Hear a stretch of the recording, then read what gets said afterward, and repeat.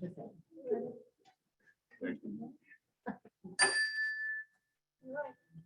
everyone. I'd like to call to order the school committee meeting of the Hamden-Wilbraham Regional School District. And it is 7:00 p.m. Please stand for the pledge of allegiance. Maura, would you lead us, please? I pledge allegiance to the flag of the United States of America and to the republic for which it stands, one nation, under God, indivisible, with liberty and justice for all. We have public comment tonight, and Kate, are you monitoring chat rooms for public comment? I will. Okay. So we'll call you up in order. On the screen was the, and I think at the table is the public comment list of do's and don'ts. We haven't done this for a long time. This is our first real public comment, so you bear with me. So Tara Koza, you're up first. If you come to the chair, stand or sit, whichever. Hey, Tara. Hi there, may I take my mask off? Is that good? Thank you so much. Good evening, everyone, and thank you for the opportunity to make public comment here tonight. My name is Tara Kozub, and I live on Beechwood Drive here in Wilbraham. And my husband and I have 7 children ranging in ages 22 down to 13, all of whom have attended or currently attend schools in the HWRSD. I want to start by thanking each one of you for serving our towns on the school committee, most especially you, Superintendent Ganem. As a parent of a graduating senior, I was so moved by your commencement speech last Saturday, echoing the words of Mother Teresa, advising our graduates, let no one ever come to you without leaving better and happier. Be the living expression of God's kindness, kindness in your face, kindness in your eyes, kindness in your smile. And then you put action behind those words when at the end of graduation, you stayed behind to help fold the 300+ chairs while you hummed the CHOG Class of 21 graduation anthem, Always Be Humble and Kind. I'm here tonight to express grave concern about an ideology, critical race theory, and the curriculum shaped by it, the 1619 Project, being adopted by school committees and districts nationwide and widely repudiated by many nationwide. Tonight, I ask you to publicly declare your position on this hot button issue. What is critical race theory? To quote New Discourse founder James Lindsay, critical race theory holds that the most important thing about you is your race, the color of your skin. That's who you are, not your behavior, not your values, not your environment, your race. In critical race theory, if you are a member of a minoritized racial group, this is critical race theory's term, not mine, nor James Lindsay's, you are a victim of a system that is rigged against you, a system that doesn't want you to succeed. On the other hand, if your race is privileged, you are an exploiter, whether you intend to be or not. Critical race theory begins from the assumption that racism occurs in all interactions.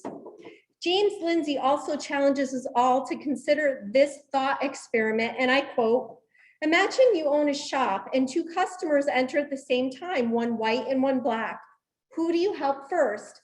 If you help the black person first, critical race theory would say you did so because you don't trust black people to be left alone in your store.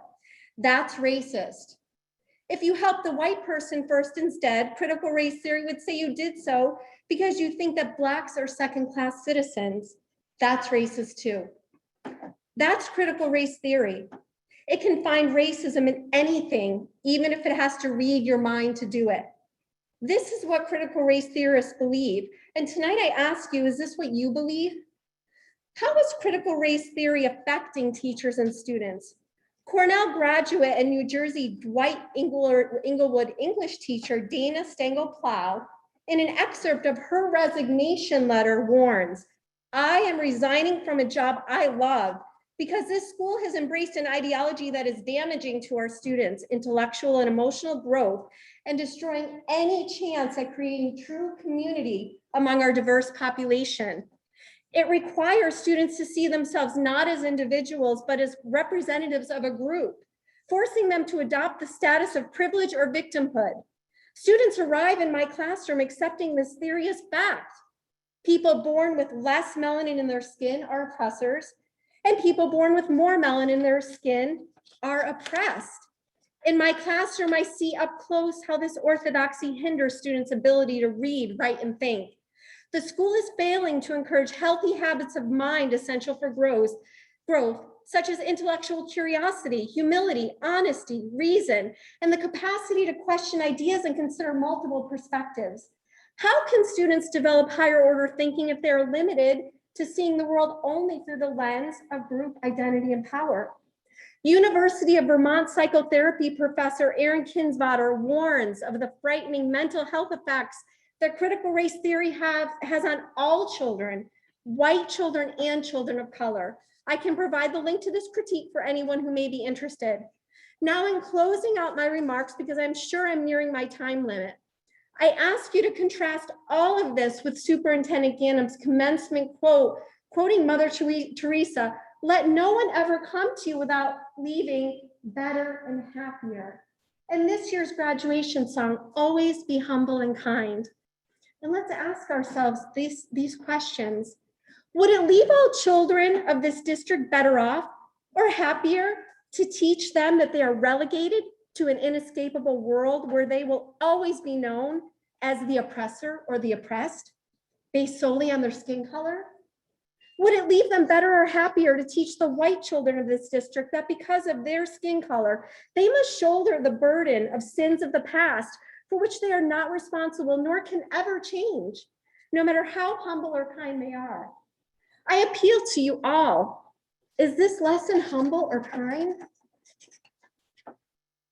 Would it leave our children of color better and happier to teach them that because of the color of their skin, they will always be a victim of a system that is rigged against them, a system that doesn't want them to succeed no matter what they do or what they achieve or how far they go in life?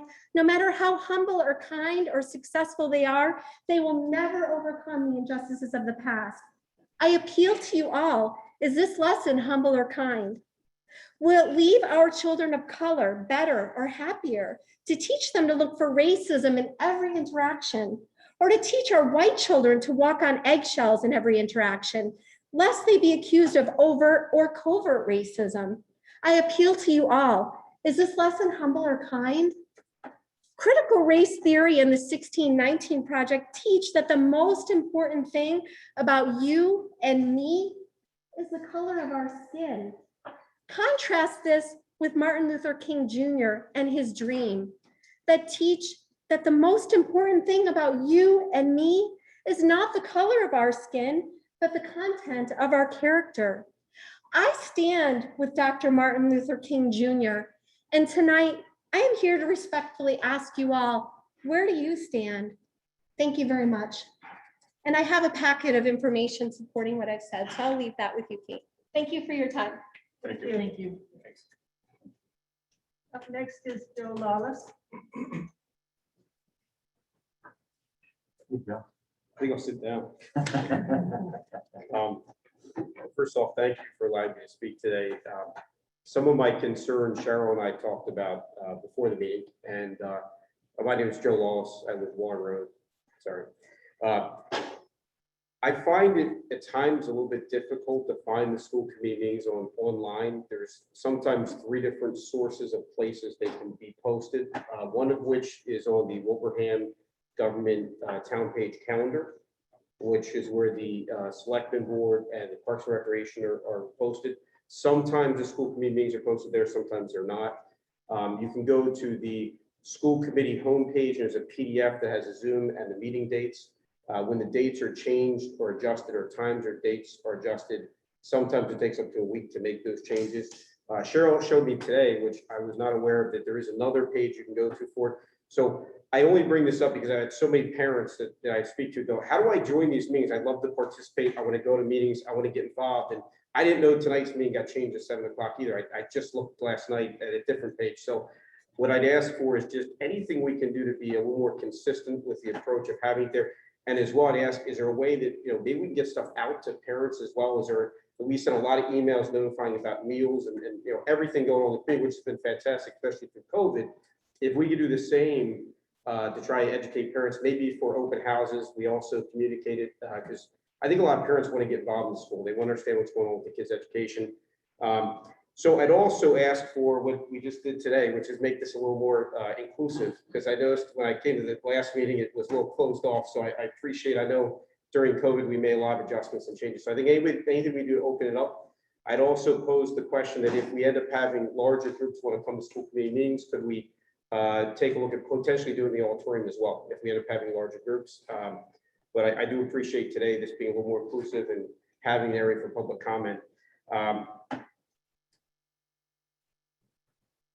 Also, I'd like to pose a question of, the public comment is in the beginning of the meeting. I think that's the only time we have public comment. I believe in the past, maybe many years ago, there were 2 times for public comment. I think it was in the beginning and the middle of the meeting, or maybe beginning and end. I think a lot of parents would like to make comment. I do recognize that there's a time limit. We don't want to be here for 5 hours. So if you're looking for areas potentially to trim down time-wise, I'd say there's a lot of report out and reporting, and a lot of that reporting may be things that can be moved through quicker or presented to the committee ahead of time. So for the review, for questions, but I just encourage you to take a look at more public comment and ways to get the community more involved in the schools and school committee. My second comment here is, Tara eloquently expressed her concerns about critical race theory. This is the #1 topic in schools across the nation. So this is the elephant in the room. And if you don't believe me, go on the town Facebook page.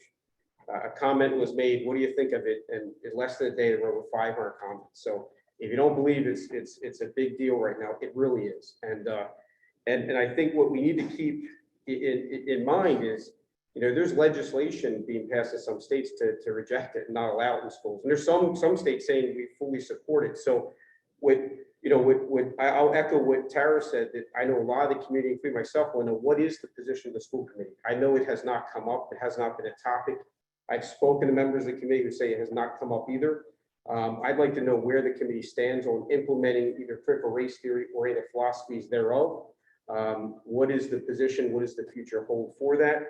I think a lot of the community, including myself, would want to know that as we look to elect committee members in the future. So while obviously I wouldn't call out members here in public, I would say, anybody that wants to share how they feel about it, I think would be really appreciated by the community.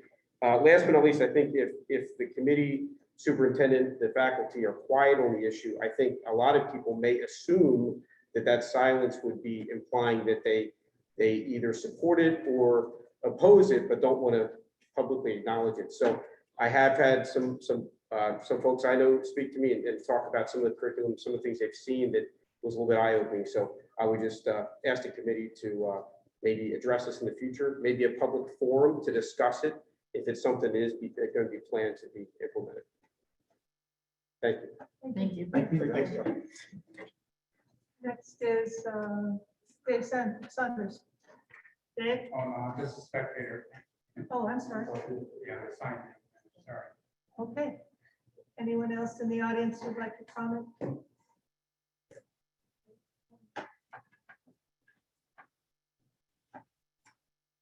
I appreciate the feedback, really. I want to, and in terms of a forum, it was in our goals that were set last year that we would have a forum on diversity, race, inclusion, all of those topics. So we will be moving forward on that. In terms of where people stand, I find that difficult as a former teacher and principal to answer, because we stand with the Massachusetts curriculum frameworks. That's where people stand. That's where teachers stand. That's where principals, that's where administrators, that's where the school committee stands. We don't stand on our own. We stand with the curriculum frameworks.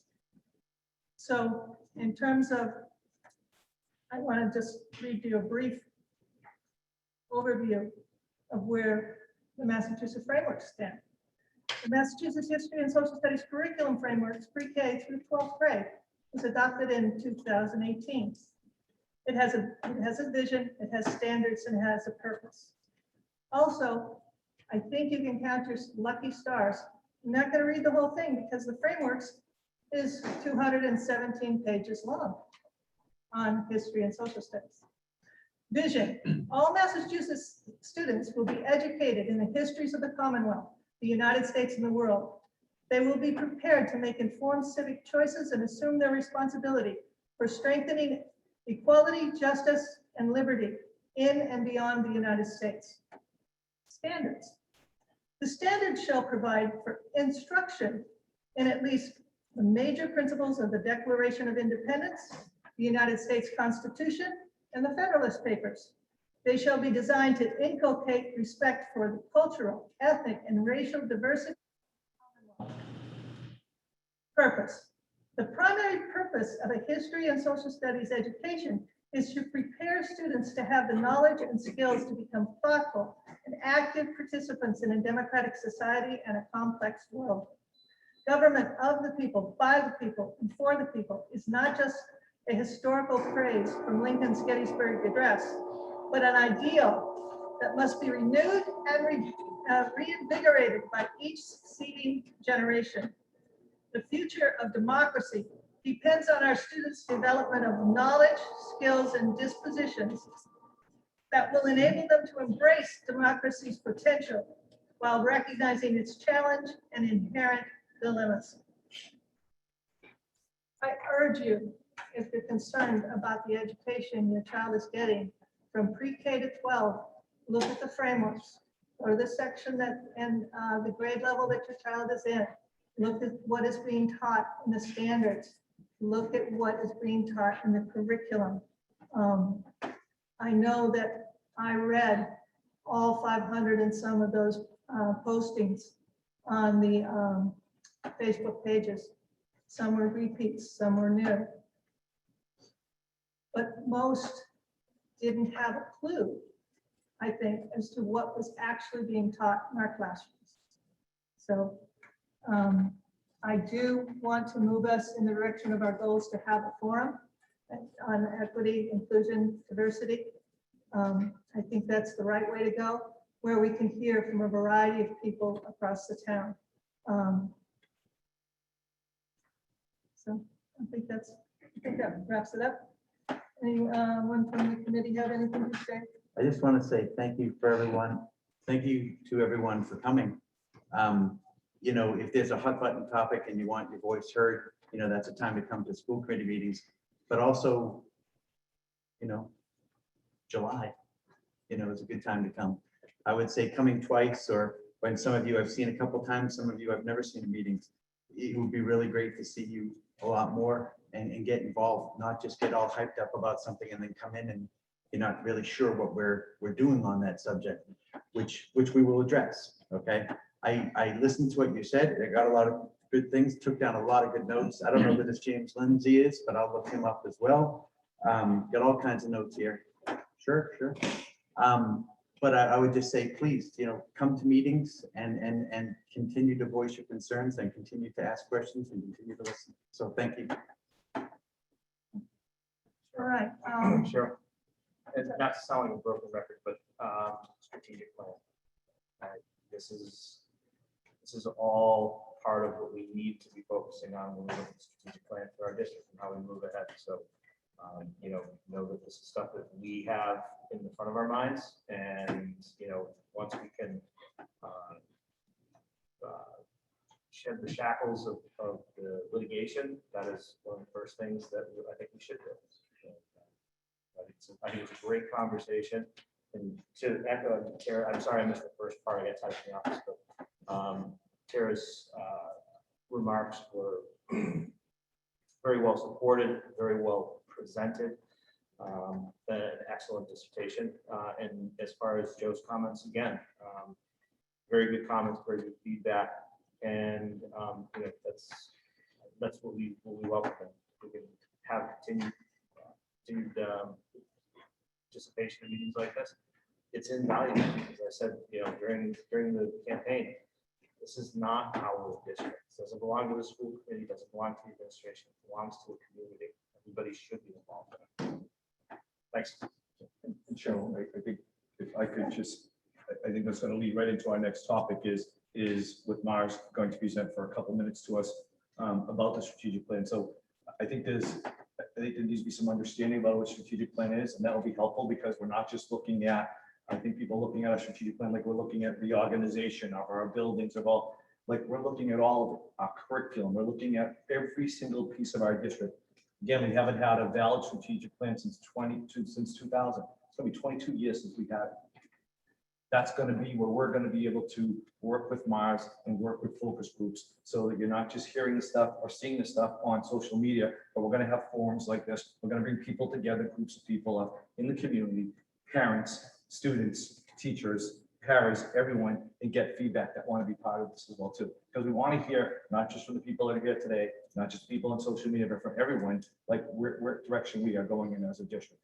That will be our 5-year plan, right? Our strategic plan for 5 years, right? And so everything that we align with that, and I know that Mars is going to talk in a second, but that will be our goal. That will be our focus. And anything that's not in that plan, that we have to put to the side and make sure we're focusing on what's in our strategic plan. And part of what you're discussing today will be the opportunity to hear and listen and make decisions on what our curriculum is going to look like. Obviously using the frameworks and all of that takes place. But that will all be part of the conversations that we're having with focus groups through the strategic plan. Which leads nicely into Mars, which I think is, I'm going to ask you if you could take off the agenda, Cheryl, where they are on the agenda, and just move them up. Because I know that Steve Hemmond and the group are here just to talk to us a little bit as well. I know it's Steve and Matt and Jay and Mary Jo are here. And Kate, if you could just, okay, I'm sorry. Are we good with all? So Yeah, the strategic plan is 5A, but we're moving it up to right after the HWRC updates. That'll be before before the updates. Are you doing the update first, or are you doing that? Can We're we do doing them? Mars first. Can we do Mars first? Yes, we're doing Mars first Okay. before the updates. You just said, you just. I know, I just looked. Sorry. Georgina, are we gonna be able to hear them with this off? The projector is gonna be working. Are we gonna be able to hear them through the speakers gonna work? Maybe they can speak. Or tell them to start talking and then we'll find out. Yeah, let's go. Okay. Do you have to touch that computer, Aaron? Hmm? Do you need to check that No. computer right there? It goes to the small. Can we ask one of them to talk so we can hear it? Yeah. So Matt. Yes. We can hear, we can hear. Everyone goes saying, that's a great idea. Let's have them speak first and see if we can hear them. Can we hear, gentlemen, can you just give us a sound test? Yeah, this is Mac Reed. Can you hear me? Loud and clear. That's perfect. Okay, great. Great. Matt, we're gonna. We have Jay Berry. Hello, good evening, everybody. Hello. Yep, we can hear you fine. Go ahead, gentlemen. We also have Steve Hemmond in his car. Good evening, I'm here heading up into Maine, so I'm very pleased to be with you this evening. Hi, Steve. He was in his car last time. Gentlemen, it's the ball's in your court.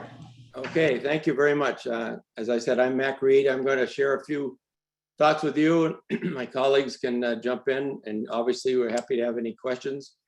And of course, Al took half of my speech already tonight, but as you know, a strategic plan is basically an overarching goal for the next 5 years. What is the roadmap that you want to follow for the next 5 years?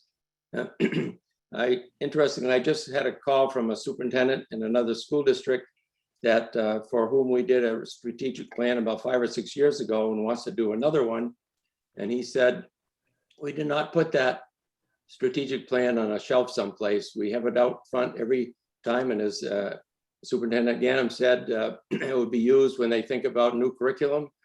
When the school committee is working on your budget for the following year, it will be an example of, you can say to yourselves, the staff and the community, well, we have this roadmap, these things, obviously we can't have everything we want, but we can, these are the things we're going to put in the budget because they fit in the roadmap that has been done with this strategic plan. So where our thought is that this summer, we will probably meet with the administrators at some point and just kind of talk about our plan and how we see things happening and start collecting some information. And then what happened here? There we go. There we go. Thank you. And then Can I just jump in and mention that Mary Jo Narwaki is also in the meeting here? And she's going to be involved in the project as well.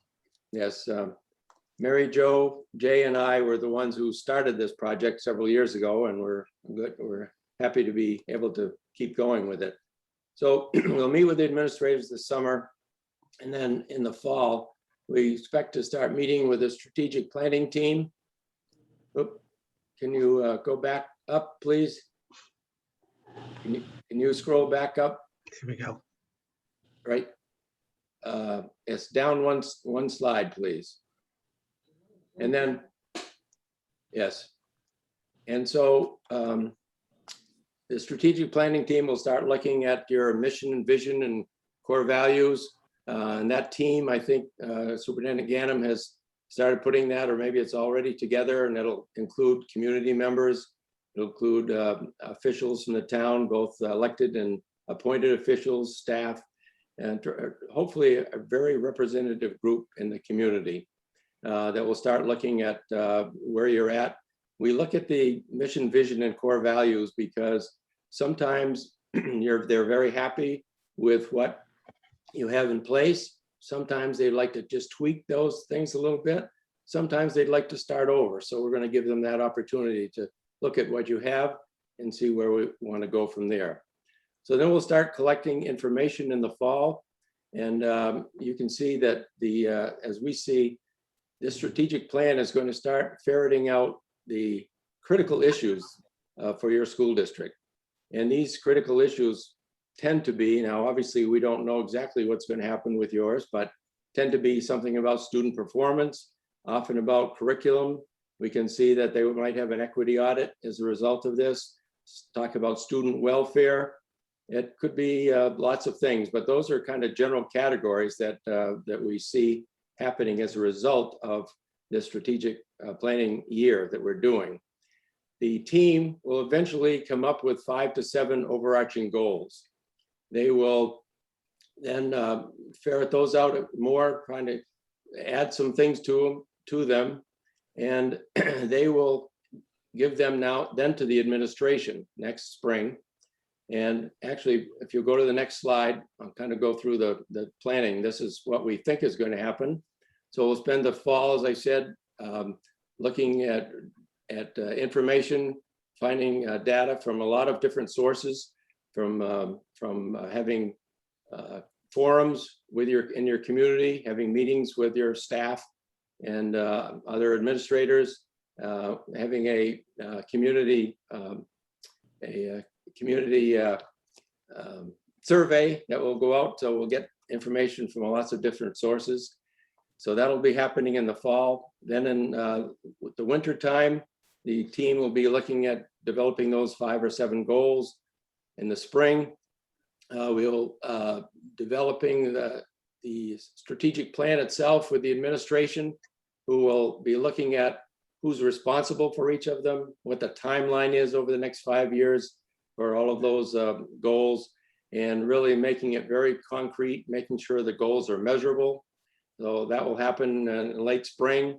It'll come back to the planning team to say, yes, we believe that what the administration has done reflects what we believe is the roadmap for the next 5 years.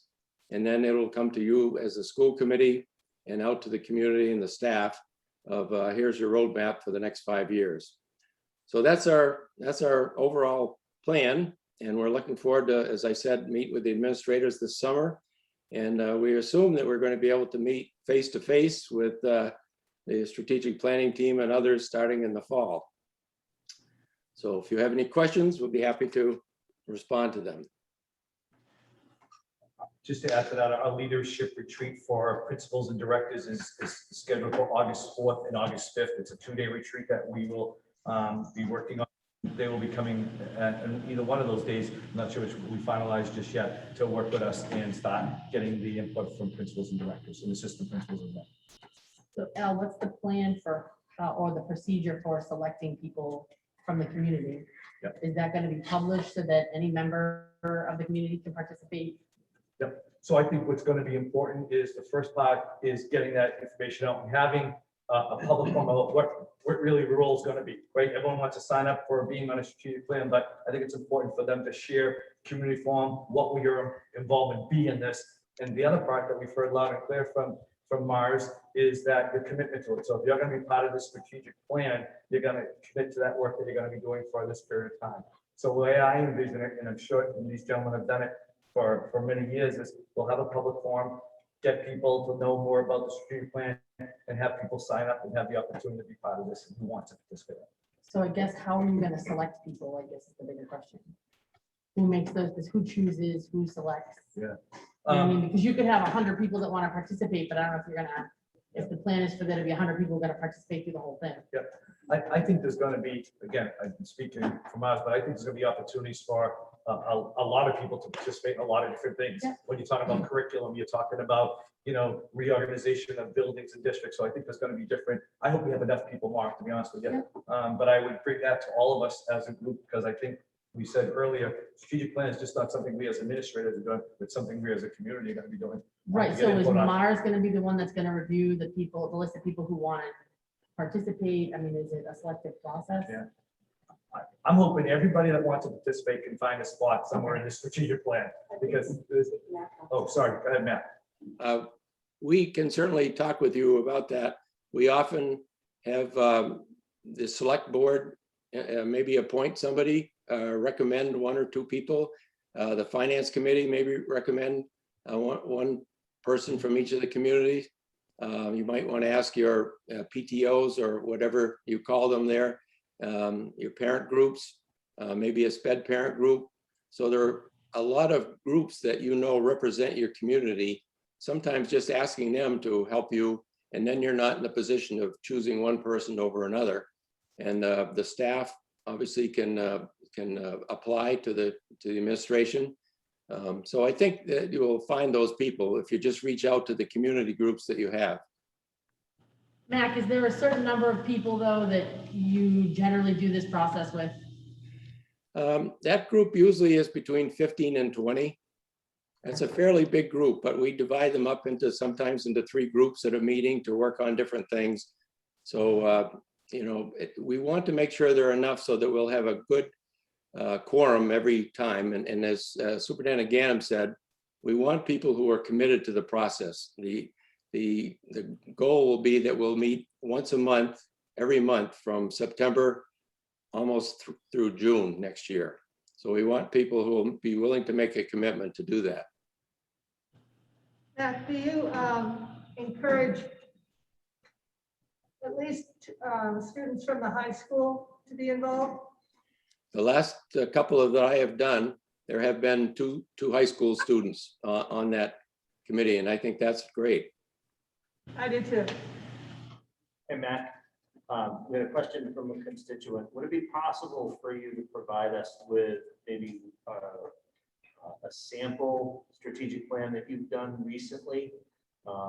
Maybe 1 or 2 that we could look at and just kind of give the folks in the community an opportunity to see what a strategic plan, a finished strategic plan would look like. Sure, I'm not sure. I'm almost thinking that we sent 1 or 2 to Kate. I think you did. I think you did a while back. Yeah, so if you do not have that, we're certainly happy to forward 1 or 2 for you to look at. I just know, I know Wachusett is one that you worked on. Is that correct, gentlemen? Yes. If you I want think we to. had 3. given Yeah, I to think there us. was quite a few of them that gave us, but we'll get that information to people so they can take a look at that.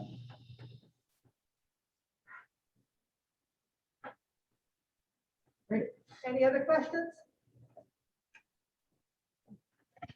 Hey, thank you, gentlemen. And ladies, thank you, Hi, Mary ladies. Jo. Yes. Thank you, gentlemen. Thank you. We look forward to working with you. We'll talk this week. Thank you. Thank you. Thank you for the invitation. Have a good meeting. Steve, enjoy Maine. Drive carefully. All righty, so now we're. Thank you and good evening. Sorry, just one other question. I had a constituent ask a question regarding the equity audit. And that entail, do we have any? We have been, Aaron and I have been working on that, and at this point, I think we're going in the direction of putting in a RFQ, but we haven't totally nailed that down.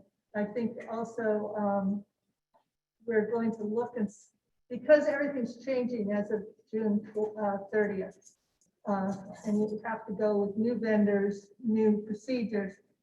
I think, Aaron, I don't want to speak for you, but I kind of agreed that we could take a little bit longer look and see what's happening in the Commonwealth with these. There are a number of tracks we could possibly take, but I don't think we talked specifically about putting out an RFP. That right now the state has, as I shared before, an RFQ that's out there.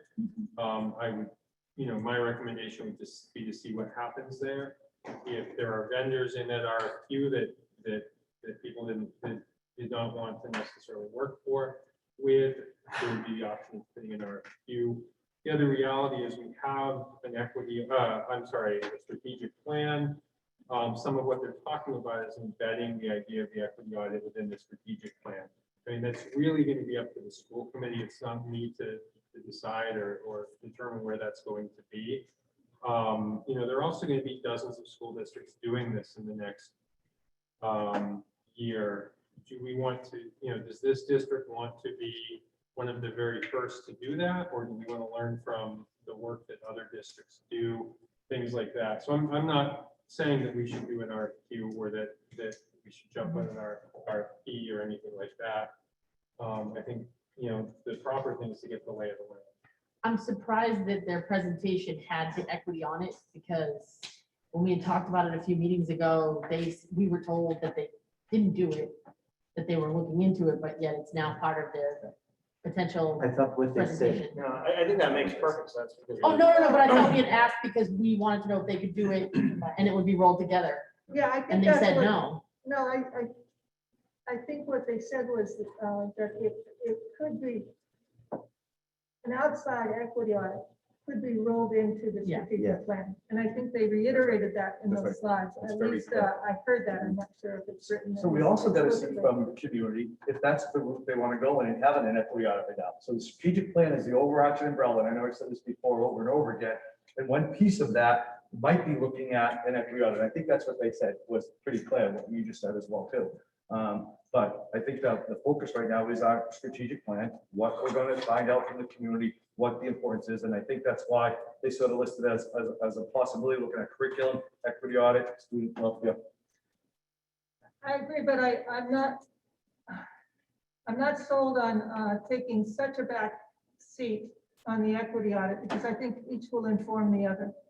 And I agree with Aaron. There's so much changing right now between this June 30th and then the breaking out for new vendors, that we could take a step back and just see what the lay of the land is for price and for different vendors who could do different things, or whether we go that route. But I think you're going on the assumption that that's what the community wants. I mean, the idea behind the strategic plan was to look at what are the issues that this district faces, and what are the important things that we want to focus on. We hear from the community that, we hear a resounding decision that they want to move forward with an equity audit. I think that's one piece of it. But if we go through the strategic planning process, and we find that, there's kind of just a smattering here and there, I think that's going to fall down in terms of the priority list, in terms of what we're trying to achieve with the strategic plan. So I don't want to make it seem like it's a foregone conclusion that we are going to have it, that we're not going to have it. The second question is people are going to ask the question, if we have an equity audit, what does that look like? What does it focus on? Is it focusing on everything? Is it focusing on just a few areas? I've got a lot of people that are asking me those questions and I don't have the answer. So, I think the biggest thing that we should be doing right now is looking to the community and find out what they believe are the biggest issues facing our district before we start making any commitments one way or another. Well, I haven't heard anyone ask for a 7-year plan out in the community. But it's something that the committee has decided we need. So I think we should check with our. You haven't heard it. You have, I would say that I would strongly disagree with that, but I've heard many people say to me, Maybe you have, especially I when we don't brought know. up the process of the strategic plan and the fact that we haven't had one in 22 years. I think I've heard a lot of people say that's unacceptable. And this is not just people in the lake, these are people who are educators saying, how can you run a district if you don't have a set of defined goals of what it is that you're trying to achieve? The other thing that's gonna happen during our strategic, plan, they're gonna do a SWOT analysis, right? What are our strengths? What are our weaknesses? What do we want to have come as a district? So we gotta hear, not just from the people in this room, not from just us in school committee, but what are other things that are taking place in our community? So it'll be good to get it, because I truly, and I don't want to go down this road right now, but it'll be very interesting to see what people really think about what an equity audit is. What are we really looking at when doing an equity audit? And I think if we went around a room and said, what's your vision of an equity audit? I think a lot of people would be looking at it through a lot of different lenses. If I'm a mom with a student with disabilities, I might be looking at it one way. If I'm a student that is, needs some more additional support, I might be looking at it another way. If I'm a student of a parent of student of color, I might be looking at it another way. So there's a lot of different ways of looking at that. And I think that's the work that's going to be done with our strategic plan. And I also believe that this last year, we spent quite a bit of time training our staff and ourselves on those kinds of equity issues. And I don't want to drop that momentum. I think the staff was very receptive to diversity, inclusion, and equity. Agreed. And I think it would be irresponsible of us to give that training and then just decide for the staff and our students and ourselves what we need without having any kind of a look at just what the strategic plan is doing too. It looks at the data, it looks at what's happening with curriculum, with our planning, our vision, our mission. The same with the equity audit. I think it goes hand in hand. Can I just offer some clarification, thinking on Al and I and the administrative team work for the school committee in many ways. Al and the administrative team is devoted to a strategic plan. Within that strategic plan, there's potential that one of their items will be that we should think about doing an equity audit. If that's what comes out, that's what comes out. We also, in that role of working for the school committee, if the school committee collectively decides we're doing an equity audit, well, we're doing an equity audit. I mean, and I will do the RFP, I will do what's necessary to enact the will of the school committee. So, that's where I think, Al and the administrative team lays on that. It's not that, we're jumping out to do an RFP or, I can advise you on what I think the direction to go if you want to do an equity audit now, or you want to do it at some point, what those avenues are. But, I think that's sort of what you're tasked with.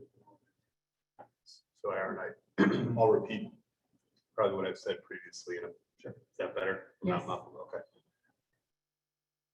When we looked at the superintendent's review, I thought there was an important document there from MASC, and it said the what and the why is the school committee, but the how is the administration. And I have long felt that this is not our place to say we're doing an equity audit or we are not. It is the place of the administration to say this is something that we believe in. So I would challenge that point, where I really think it's you coming to say this makes sense, we should do it, or we're not doing it. But I don't think we should be dictating and driving what we think should happen, because that really seems like a how thing, not a what or why. And understanding that the community is inextricably involved in this process. It's their district. So giving the community the opportunity to participate in the strategic planning process, and then using the data that we collect to drive what it is that we focus on in our strategic plan, I think is paramount. And I think there's a lot of information we still need to find out. And Cheryl, to your point, the professional learning on diversity is still things that we need to accomplish. We need to be looking at our curriculum. We need to look at the books that are in terms of that as well. That's all part of curriculum. Doing an equity audit, I think there is this work that needs to be done with that. And I think that I'd like to just see, to Aaron's point, there's a lot of people out there doing an equity audit right now. I'd like to see what takes place in the next few months. Everyone's out there trying to do an equity audit. I'd like to, let's be honest. You look at Wachusett's strategic plan, which I just pulled up, it's a damn good strategic plan. I'd like to see what people are doing with equity audits as well too, and see. Framingham. Yeah, Framingham as well too. I'd like to just see what other people are doing. Everyone's out rushing to get an equity audit done, and I think, you know, I'd like to just see how they're all shaken out and see what's coming out of those as well too. I think the focus right now, and I appreciate what Patrick has said, is we really want to focus on a strategic plan. And I am also worried, to Mara's point, to get groups of people together, like when you do an equity audit, there's focus groups that are working out there as well too. I don't know if we have that many groups of people that we're going to be able to meet on a monthly basis and come together and give input. I'd rather us focus on one thing first, and that being our strategic plan. Unless school committee thinks differently, please. Any other comments or questions about that? I guess I would just cap it off. If you listen to what Tara has said, there's a fear, I guess, for use of a better word, of what does this mean? You know, how far, which way is it going to go? You know, are my kids gonna? She said, walk on eggshells. You know, and the sins of the past, being responsible for sins of the past and stuff like that. I think that I think any audit of us looking and saying, where do we stand as a community realistically, right? In all aspects. And if we look and we say in race, this is where we stand, you know, like you said, by quoting Martin Luther King, you know, the integrity of your character is what is going to bring this town through this audit, you know? So I think that if we do an audit, you know, I think it might be scary for some. It might be cheered on, you know, by others. But at the end of the day, you know, we're all brothers and sisters here. We're all in the same town. We're all in this together, and we're going to get through it. And I think everyone wants to get better. So I think that should be the overarching. I would say that, Or not. I would say that that's not, I agree with the overarching tenets of what you're saying. But for some people, it's real, all right? I can tell you that that I've seen myself where I will make a comment in a school committee meeting, parroting what was said 3 minutes earlier. And I have a teacher in this high school running around town telling people that I'm a racist because I literally repeated word for word what was spoken by the school committee chair. Okay? It's not perception, it's reality, and it does happen. All right. So for those of you who may not see it, okay, there is that walking on eggshells. And I find it atrocious to think that I would have a teacher in this district that would listen to something that I said, which was literally a verbatim repeat of what was spoken here moments before. Never come to me and ask me what I meant by those comments, and then run around town calling me a racist, and that's a person that's teaching our children. That to me is frightening, okay? And that's what Tara's talking about. That's what walking on I said. eggshells. For use of a better word, the fear of what does this mean? And so that, and I want to make sure that we understand it. That fear is not, it's not imaginary. I did not say it was imaginary, Mr. Blanken, Dr. Blanken. I did not say that. I want to make sure that Yeah. that we're, I don't think any fear is imaginary, but I do think sometimes fear is fear, you know? Let's see how it plays out. Let's see what the, you know, trust in this committee to a certain extent. You've elected all of us to be up here to guide the administration and see where we take this, you know? We got work to do. Let's move on because we've got a large agenda. Director of Finance and Operations, updates, the monthly budget and the business and end of the year activities.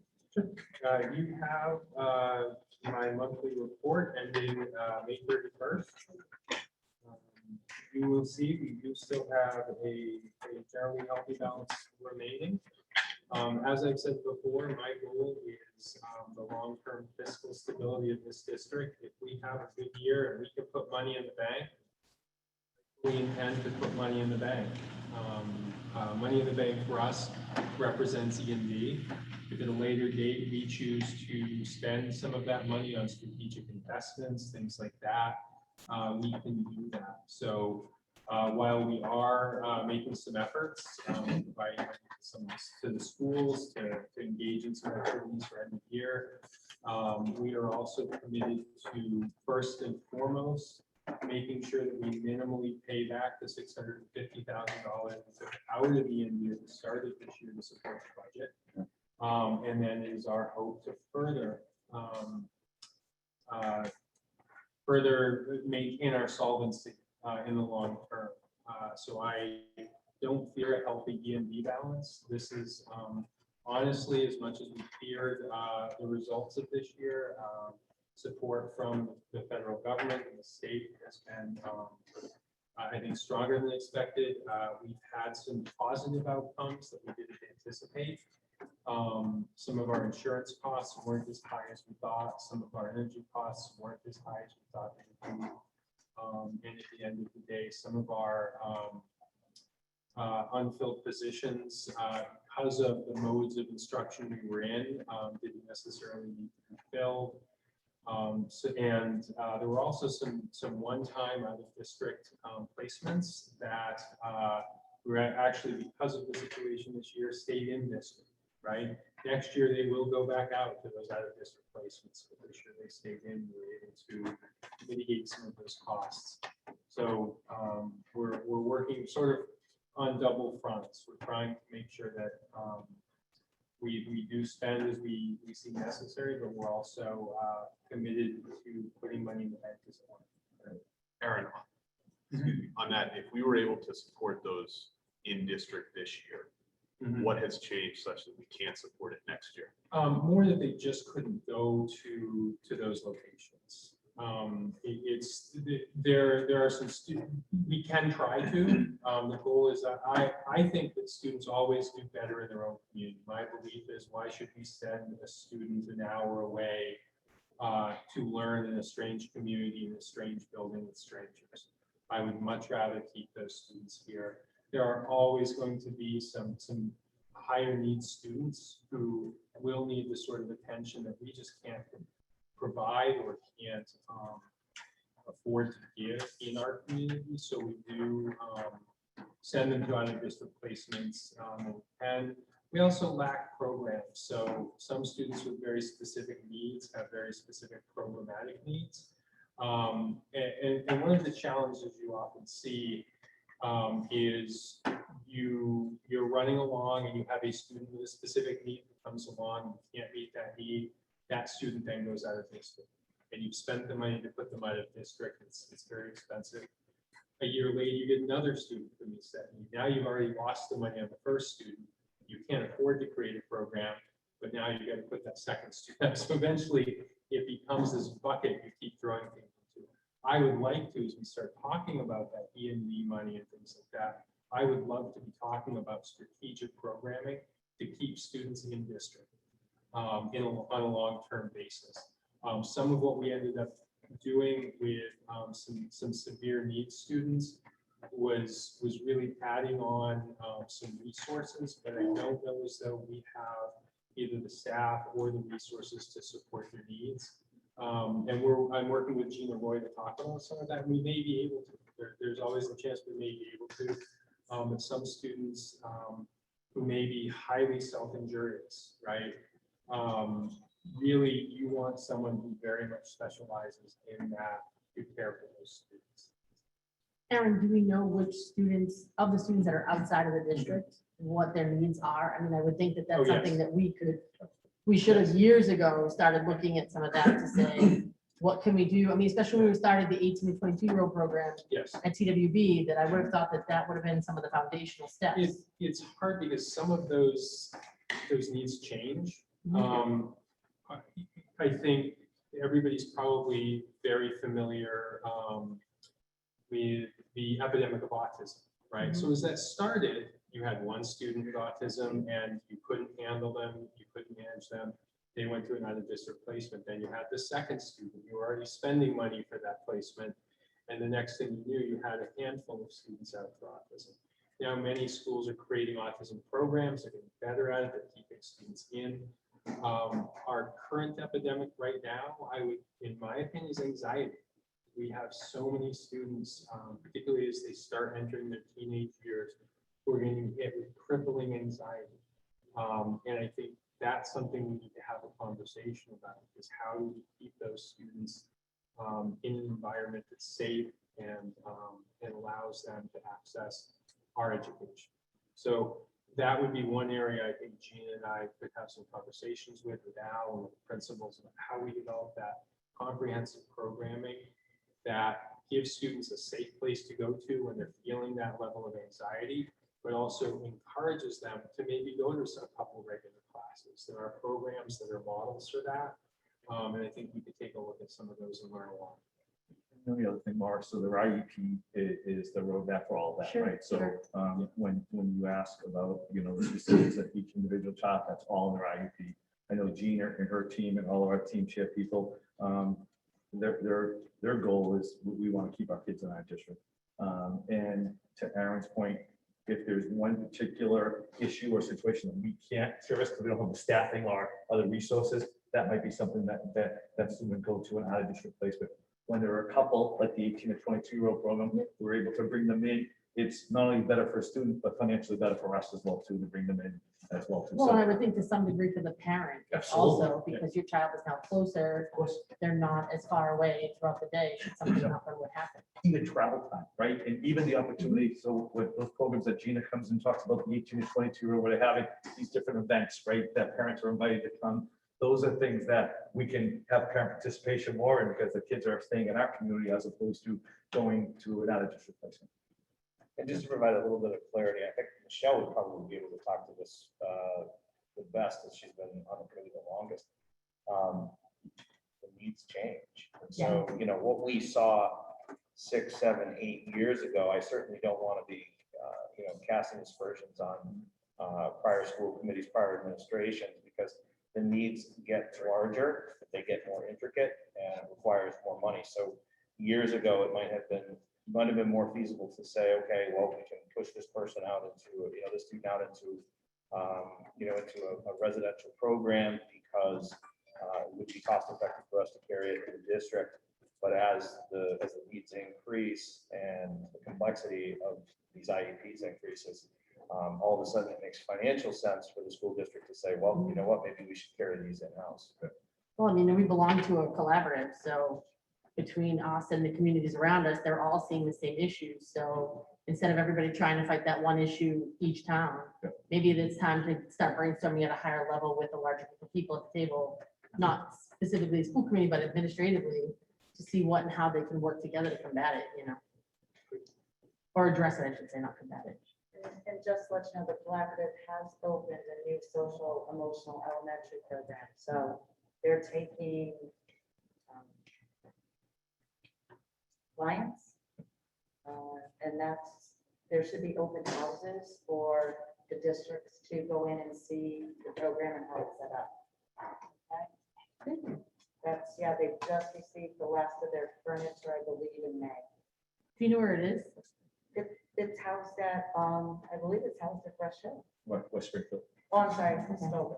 Well, it is in West. That's Springfield, right? where Fresh Hill? that's where it is. Fresh Hill, West Springfield. But it's an elementary program for social emotional. And that was based on the needs of the area superintendent saying, hey, we need some kind of program for our younger students that have social emotional needs.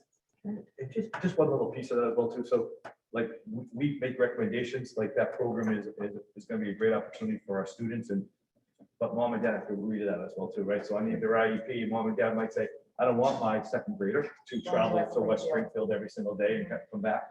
I want you to provide the services, what I need for my child as well too in district as well. So it's a complex puzzle. That's for sure. Aaron, one last thing about budget. Yeah. I'm looking at 1.8. I think we have 600 in IED, in the E&D. Yep. So it looks like we'll probably bump up against the ceiling, but it doesn't look like we're gonna hit it. I don't think we will. And honestly, the worst case scenario is if we were to bump it, we just have to spend it. Oh, darn. I hate to get into a position where we have to spend more money too. I also see this as, we're putting money in the bank. When we start putting together the 2023 budget, we can have conversations. If we feel like we have enough money in that budget, we could supplement some one-time costs, right? We've talked about technology needs, we've talked about maybe some other capital needs. We could start thinking about investing in some of those things, and it could be investing in a program. Let's see, if we have 3 or 4 students we believe we can bring back from out of district placement, right? Those students are costing us $100,000, $100,000 each. Once we bring those back, we make the investment in a couple of teachers, and we really make the effort to bring those students back, then we recapture that money in the long term, right? So, I think we need to start talking about making these sorts of strategic investments that do the right things for students, allow us to invest in more students. So you create a program to bring back 4 students from out of district. You add a teacher, maybe an adjustment counselor. That adjustment counselor doesn't just work with those 4 students. That adjustment counselor might have a caseload on top of those 4 students, a smaller caseload. But that adjustment counselor is serving 12 to 15 students while servicing this program bus. So you're expanding your reach and you're being fiscally responsible. So it doesn't always work, right? Just like any investment, you have to be willing to make the effort and see what happens. And maybe that's something we can do. These are just ideas. I'm not saying that's what we have to do. We can also invest in tangible things. Right? We're talking about one-to-one Chromebook programs, right? And where that money's coming from. I'm sorry, I didn't hear you. I thought you were done. Are you done? Oh, I can be done if you'd like. No, I know that we still have one more. Right. That wasn't even subtle, Joe. Are you done yet? Is there a vote? Second. I'm just looking at business office end of the year activity. Yeah, so we have rolled things over into fiscal 22. That is an arduous and painful process, and I will say that Christina Gagnon has done most of the yeoman's work on that. So she handled the rollover with our friends at Infinite Visions. A lot of work uploading the New Year's budget and getting that in place. So we now have a 22 budget in place in our system, and we can start ordering on that. We're really trying to order off of our 21 budget for now while we have the money available. We are also beginning to start spending out reasonable assurance letters. So all of our 10-month staff, our paraprofessionals, our food services workers, people like that who are on 10-month contracts, we give them a reasonable assurance letter at the end of the year that lets them know, hey, you have a job next year, right? There's something to come back to. In 2 months, we'd like to see you again. And then we will also be putting out very shortly continuance letters for all of the administrators and folks on independent contracts whose next fiscal year will be coming as of July 1st. So those are some of the activities we're involved in. We're called closing out purchase orders, disencumbering purchase orders, things like that as we come on. Thank you. How did you make out with closing out the seniors? Were there any issues with getting the Chromebooks back, getting the books back, any No. finances being left open? So last week I was out Thursday and Friday for a wedding, and I got a call right before I left, saying we have 51 seniors who haven't returned their Chromebooks. What are we going to do?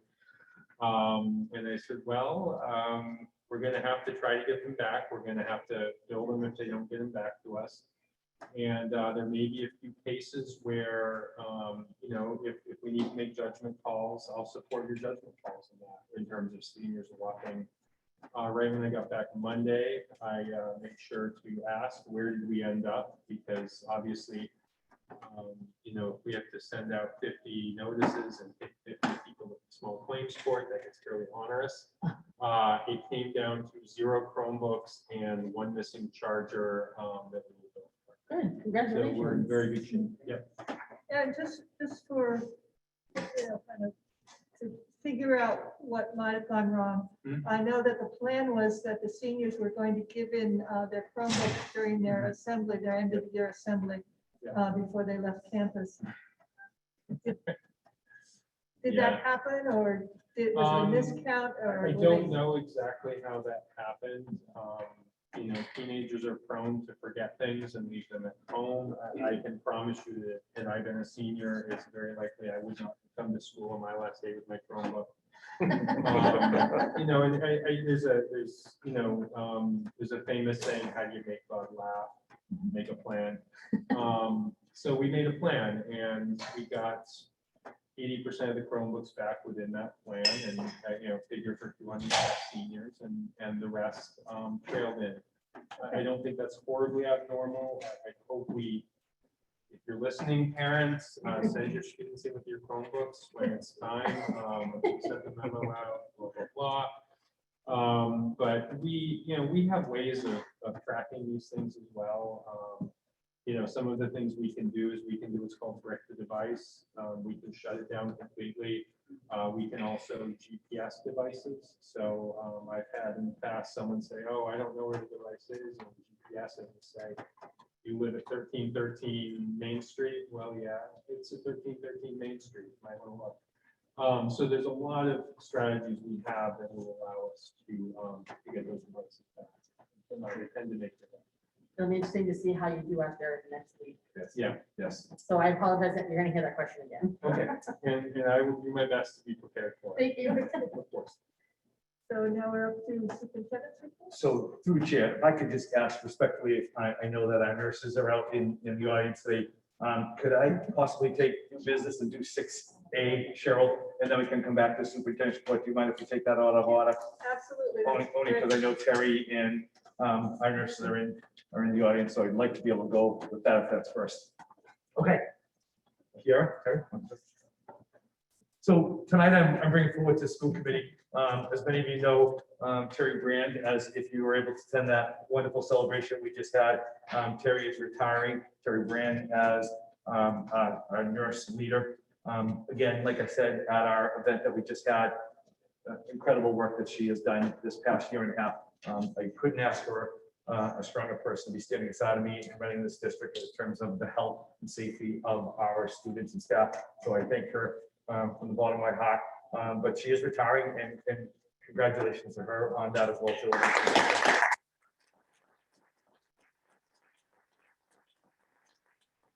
So sorry, did you want to say something, Terry? Sure, I would like to thank everyone here, the district administration, really the whole district community for giving me the opportunity over these last several years to really grow professionally. I've really enjoyed my time here. I've been impressed and amazed by all the efforts of everybody this year who really, in their own lane, did so many things to support students and families. The other thing is mental health, physical health, safety, and really caring for others took center stage this year. And as the pandemic wanes, I hope that these commitments stay strong, because I really firmly believe that these will bring us our best educational outcomes in the long term. So again, I want to thank you for my time here in the district. Thank you, Terry. So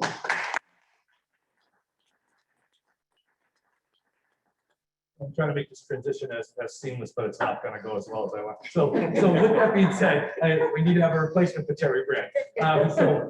Tonight I'm bringing forward to the school committee that a person that many of you might be familiar with, probably because she has taken care of your children at one time or another throughout this entire district. Kiara Fryer has been a nurse in that district for over 20 years. She comes highly recommended from our current nurse leader, Terry Brand, along with the support of our nurses that are in the audience as well today.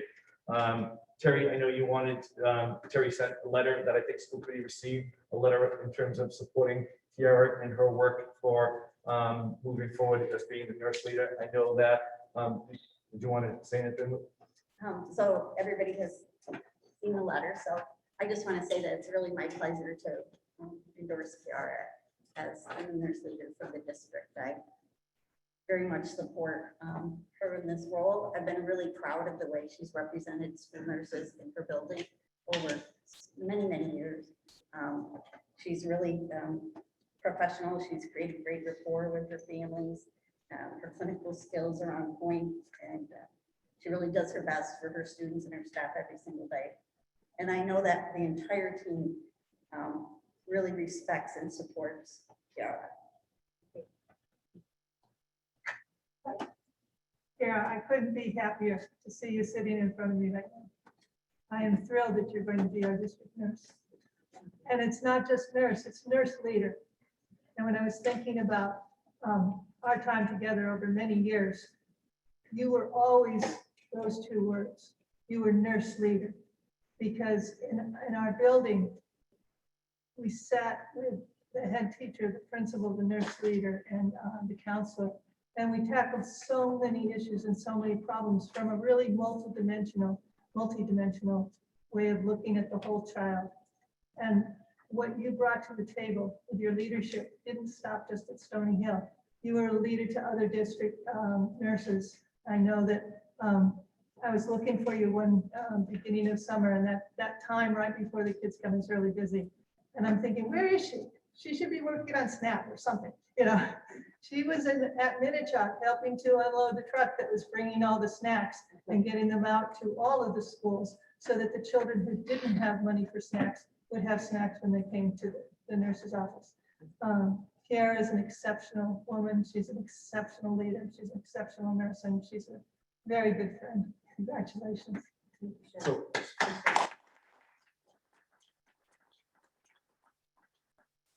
So what I am presenting in front of school committee tonight, and well said on both Terry and Cheryl, Kiara is someone that is, I'm sorry. Kiara is someone that, is that better for you? Yeah. Okay, sorry. Kiara is someone that I think will do an incredible job. She's worked very hard in our district for the last 20 years. I know that she also, like I said, has a support of nurses, but also Terry. Terry has big shoes to fill, and Terry is willing to work and support Kiara through this year as well too. So we're really glad to have someone on our team that's been on our bench. And when you talk about someone learning, right, and there always is a learning curve, and there'll be a learning curve, Kiara going from being a nurse to our nurse leader. But that she knows the ins and outs of our district is, we're very fortunate with that. So my recommendation to school committee tonight is for Kiara Fryer to be the role of the district nurse leader for the 2021-2022 school year. And I'm making that recommendation to school committee. Any questions, concerns, or comments? I do not believe we need to vote on this. No. So congratulations, our new district nurse. Thank you. Nice job.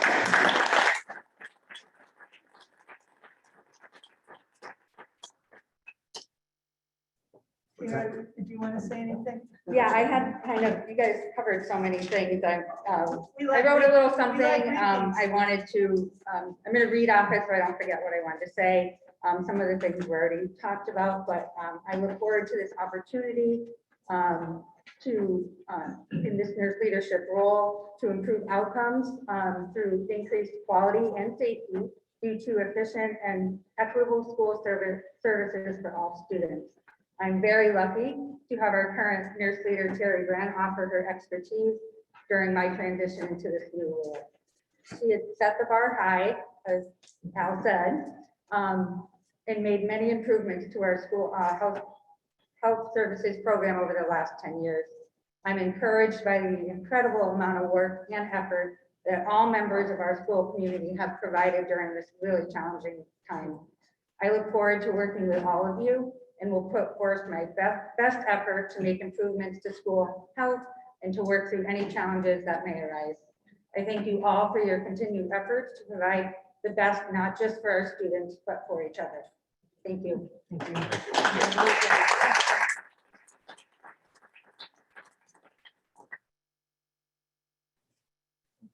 Well, Thank you. welcome to the team. Congratulations. Congratulations. Okay. Thank you.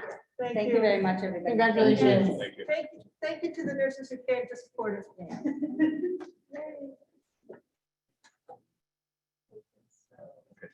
Sorry about going out of order. Okay, so we're back at I believe 4B. Yes. Superintendent's report. So, good evening. I have a few things as we draw to the end of the school year. Underneath is the health and wellness and obviously the district and the year activities. Just in terms of health updates, as you're well aware, and the district is aware, we had 0 amount of students and staff for the past week. It's unbelievable news. This is a tribute to our continuing wearing of masks and those of our staff and students that got vaccinated as well too. So for us to have 0 is absolutely incredible, and we're very happy about that. Staying with health concerns, I know that the last 3 days, let's have this conversation I feel like I need to have. It was warm in schools, right? I know that I received numerous emails regarding both staying in school as well as early release. And you know that there are some districts around us that had early releases. Just a few things that I want you to be aware of that I take in mind. The first thing is monitoring the classrooms. Mike Messier, myself, and the entire facilities, we were monitoring those classrooms at all times. We're making sure that we're any classrooms that were high temperatures, keeping them aware, working with our principals regarding those classrooms that might have had high temperatures. One of the things that we found that had the highest temperatures in those classrooms was Wilbraham Middle. One that we had the least concerns about was Sewell Road. A lot of it has to do with the location, the building, second floors and third floors as well too. So we worked on that. We no pun intended, weathered through it. It was a tough three days, but please also know that a lot of things took into account when we're making those decisions about early release or not. I have to let you know, not all of our students can go home to a central AC or an air condition, and not all go home to a place that has a pool and things like that. So I have to take that into account at all times. At least when we knew we were in school, we knew we had water for our kids. We knew we had a place for them to be safe. So we take that all into account when making those decisions. The other part you have to take into account is that moms and dads are now working back with what took place with COVID coming to an end. And a lot of parents were working. So it's not like a snow day where parents were being prepared for that as well too. So had to take that into account. Also, we worked very closely with Lower Pioneer Valley. If you notice, all 7 school districts that are in Lower Pioneer Valley, we were on the phone and having those conversations during that Sunday, trying to make decisions of keeping the safety of our students as well as our staff during that time. The other part, honestly, and I'm full disclosure here, is we've had hot days like this in August. So, you know, where is that line that I have to make a decision in terms of that it's too hot for our kids to be in school, or it's too hot for our staff to be in there? Our principals did some great work and had some cooling areas, because every school has a few classrooms that are air conditioned, whether it be because of student health or teacher health or the IRC or libraries in certain buildings. So all that was taken into account. Yes, it was very warm, and our teachers did amazing work and our kids did amazing work, but it was a tough decision to make. And I'm sure there are people even on this committee that say that was probably the right thing to do, is keep our kids in school and keeping them safe. And I'm sure that many of you thought as well too, that we probably should have early release. But just know that it wasn't just a decision I made lightly. There was a lot of things that went into account when making that decision. Any thoughts on, any comments on that at all?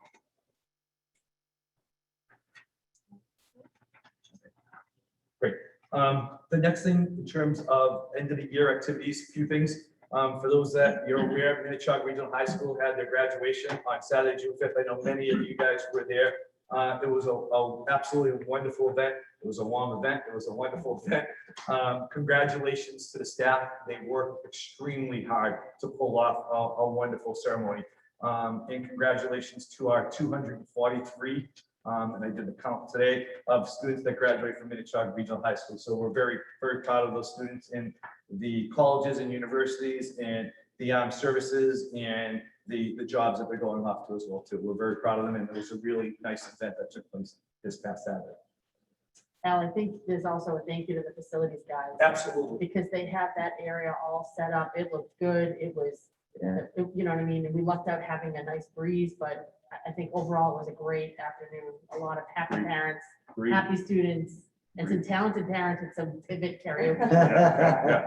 Yeah. So I missed the light breeze because I must have missed I wasn't feeling that, but yes, thank you for the facilities people did. Yeah. And not only that, but we had it all set up on Friday, then the storm rolled through. They had to wipe all those chairs down. They had to clean everything up. It was was an incredible effort on everybody's But part. I mean, even having the water stations for people Yep. available for them, having the, Wilbraham Fire and Police there if there was a need. Yep. And just everything went together very, very well for Yep. my first graduation and They did a great job. Everybody, the principals, the administration, the assistant principals, teachers that came to help out that day, everybody did incredible hands-on to get the job done.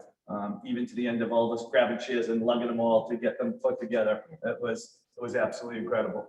So it was a nice event. Al, I just want to say, I did talk to a lot of parents afterwards who were like, we should do it at the, and jog out in the field every year. And I'm like, I don't know if Al wants that, but I know a lot of parents really loved having it there. Did I shake my head hard enough then? So it was a wonderful event. The background was absolutely wonderful.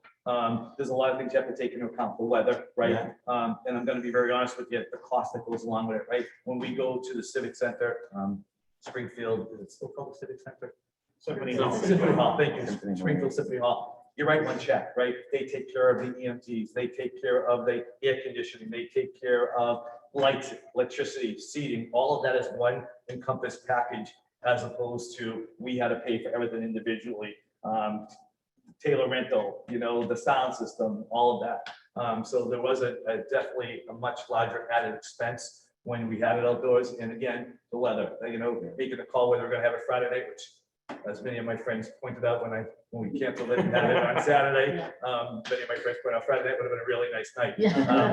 But it was a decision that we had to make and that I made and that all takes into account. But yes, it was wonderful being outside. The next thing I'd like to talk to you guys about, sort of underneath the umbrella, still at the end of the year, school choice. A while ago, I came to you with the high school principal, and we had 25 students that we had open slots for school choice. There were 10 additional people that were on the wait list. When you go through the 25 that you ask and say, Sean, do you want to come to school choice? Once you apply, as opposed to applying for it, is completely different. So when they commit to it or don't commit to it, we move to the next person in line, the next person in line, and so on down the line. Right now, there are 5 people that are sitting on the wait list. The 25 that we accepted, there's still 5 more.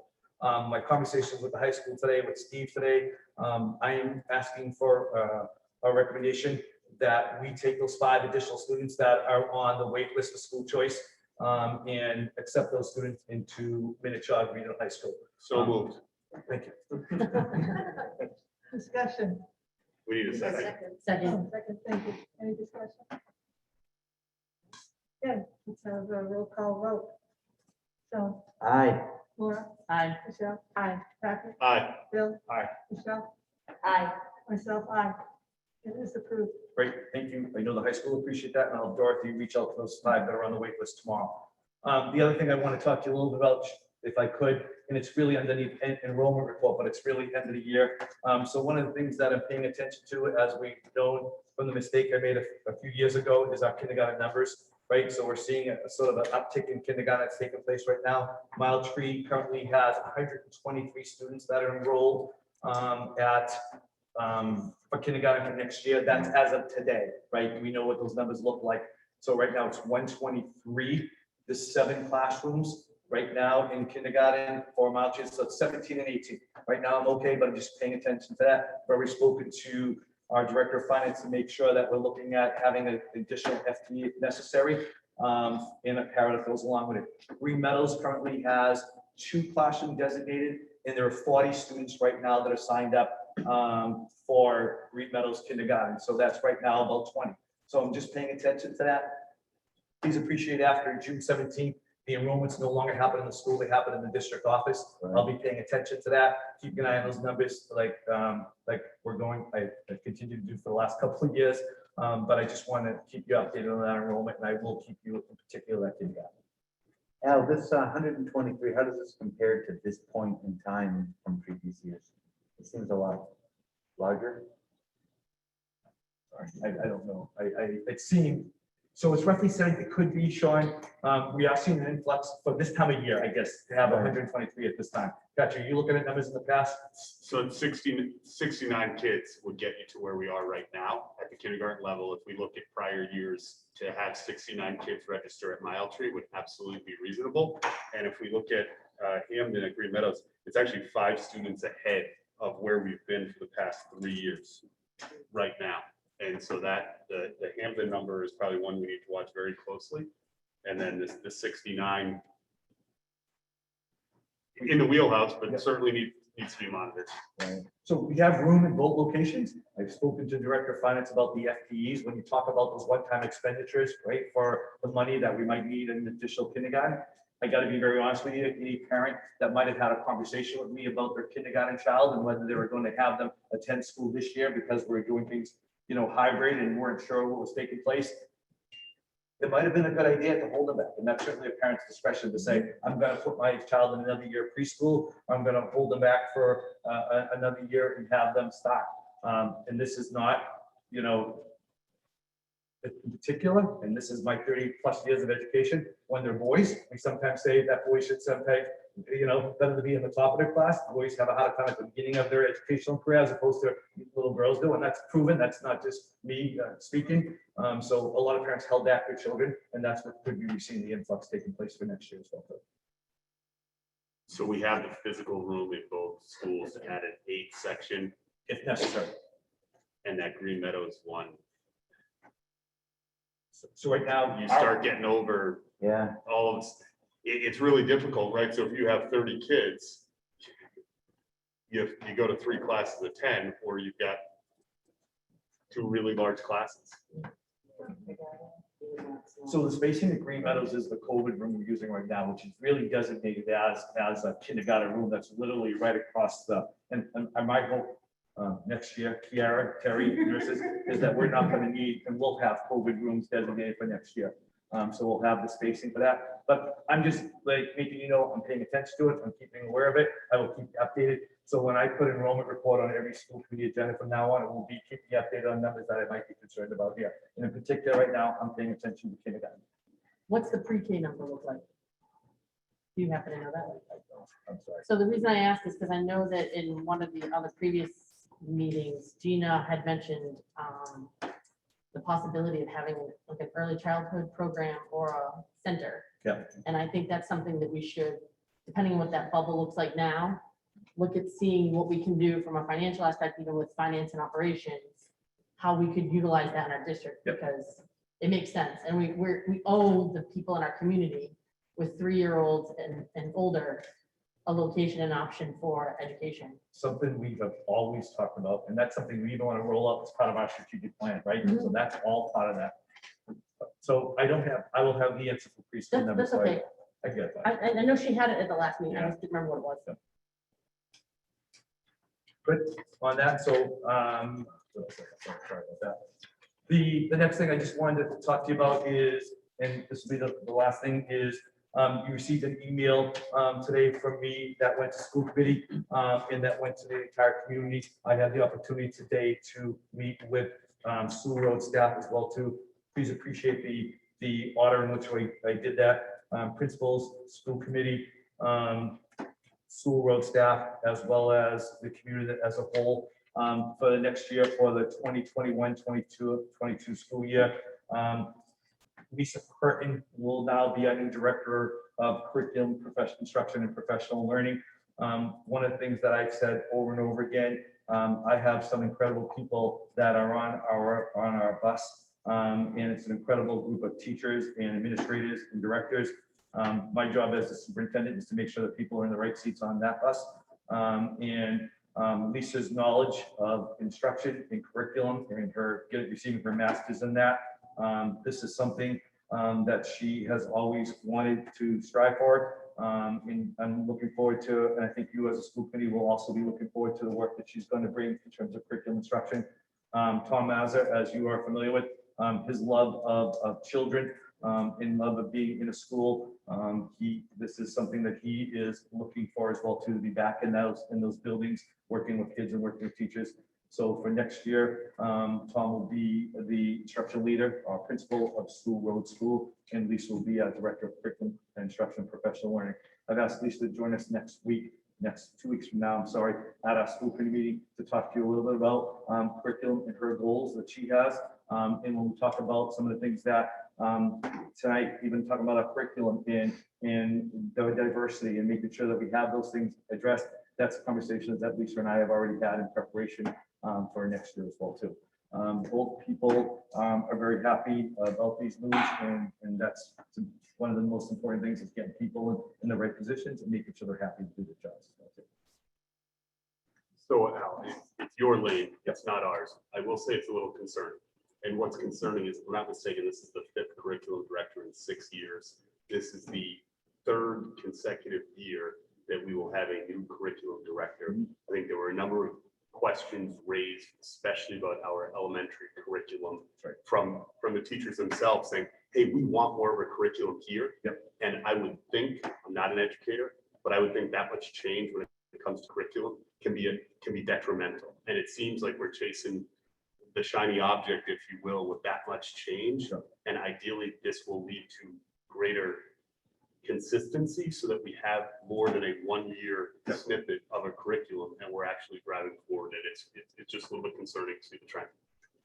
So I agree. And so that's why I'm hoping with this move right here now, when I see, and I think anyone that's had a child that's gone through School Road and the work that's been done in that school and the curriculum that's taken place in that school and the instruction that's taken place, what I want to be able to do is be able to mimic that throughout our district as well too. There's work that needs to be done in that K-5 curriculum. And by the way, it's not just K-5, right? It's at our middle school, it's at our high school as well too. It just doesn't stop at K-5. The work needs to be done at our elementary school because that's the basis. Lisa has that knowledge, Lisa has that expertise, Lisa has her master's in that, and she has a love for it. And the other part is, I got to build that bench as well too, so that I'm not losing these people to other districts to become the curriculum director. It's one of the toughest jobs. I had that job for 5 years. I understand that job.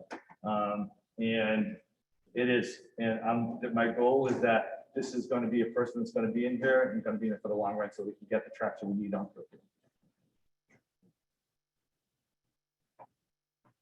Any questions? Other than great. Thank you.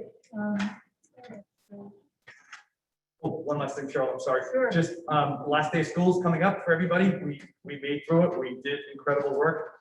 We should be extremely proud. I want to thank our teachers, our administrators, our staff.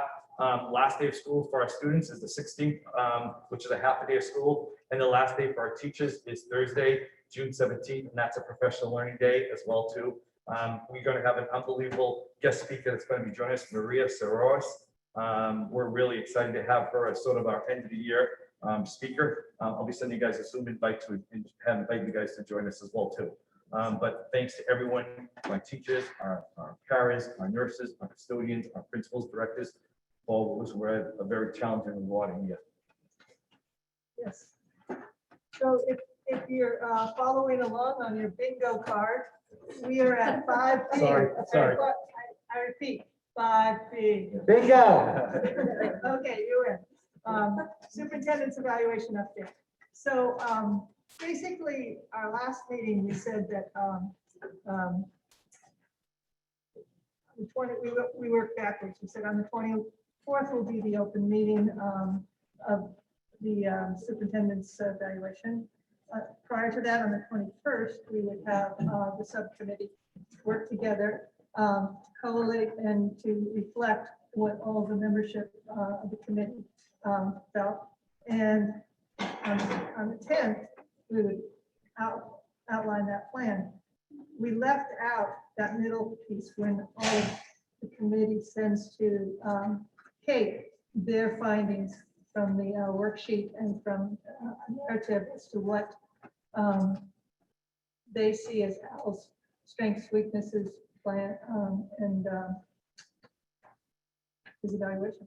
So I thought, checking with several people, I was wrong, no surprise, that it was the 14th that we had asked for that to come to Kate, but no one seems to remember that. So what do you, I'll think about the 14th, having your evaluation of how in so that the subcommittee can take a look at what you've done and on the 21st, make some sense. I thought that we had talked about it at the last meeting, and the Yeah. subcommittee decided the date and said this is the latest that there could be out there. I may be wrong, I thought wasn't. I thought it was the 17th, well, my recollection was. Yeah, somebody said the 17th. 17th was when we would meet. Oh, no. No, because the date, the meeting got changed to the 24th. So it was the 20. The school committee. You guys are meeting was meeting changed. on- We were gonna meet You on. guys are Monday. meeting on the 21st, we're meeting on the 24th, and I thought it was get everything to you guys by the 20th, was what I heard. The 20th, I Yeah. thought. Yeah, Yeah, that's that's what I thought it was. I wrote the 10th on accident, so. No, Maybe that one was. no, that is right. 'Cause The Maybe. 20th is a Monday. It was, Right. it was the, right before they So were. Kate. No, the 21st is a Monday, 21st is 20th is 21st. Sunday. and not 20th is the Sunday. Okay, so, all right. So we're gonna just start this again, the evaluation. Because you see why my minutes were a little, Yes, Any questions? Eight. get stuff to Kate on the 20th. Yes, You have to check my office. that's a Sunday though. the I know, well- She subcommittee. does my schedule. That's about subcommittee is I going just to say you have have to to email wait to for- Okay, submitted. Evaluation subcommittee on Monday, the 21st. 21st. At what time? I think we said 5:30. yeah, I think that's what we said. And then you'll submit it or whatever for the. full Go to the committee on meeting on the Thursday. 24th, right? Okay, So, sorry, on that, if it's possible and if it's too much work, I understand it. On the examples of evidence that may be provided, there's the staff attendance, hiring, retention, other HR data. There's the analysis of student feedback, analysis of staff feedback. If it's possible to add, so I think the attendance is there, but there's nothing on hiring, detention, excuse me, not detention, retention, and other HR data. And then the analysis of student staff feedback. If it's possible to add that to artifacts, I would like to see that. I don't know if others would as well. If it's too much work, understand, God. So I had everything in place for you guys by May 14th. I know that's something we tried to, it's been with you for a month. I've sort of been adding, even as we go along, you might be seeing things Yeah. popping up. So just give me, again, Patrick, I'm sorry. So it's the staff attendance, hiring, retention, and other HR data. Yep. You have the attendance in there, you don't have the other pieces. And then it's analysis of student feedback, analysis of staff feedback. Thank you. alrighty. So any questions about that? Could I just ask to make sure that everybody's able to get into the, oh, sorry, I wasn't sharing. Everybody's able to get into the Google Docs? Yes. Yeah. Yes. Kate, you good with the dates?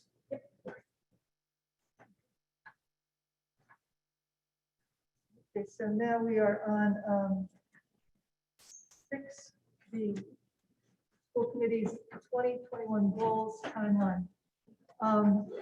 So I looked back over our 2021 goals and I believe it was in our packet today too. And it has what each committee is responsible for. So I'm proposing in this discussion of our goals, whether we met them, whether we want to keep them, roll them over, whether we want to add to them, that we just look at what we are responsible for in those goals.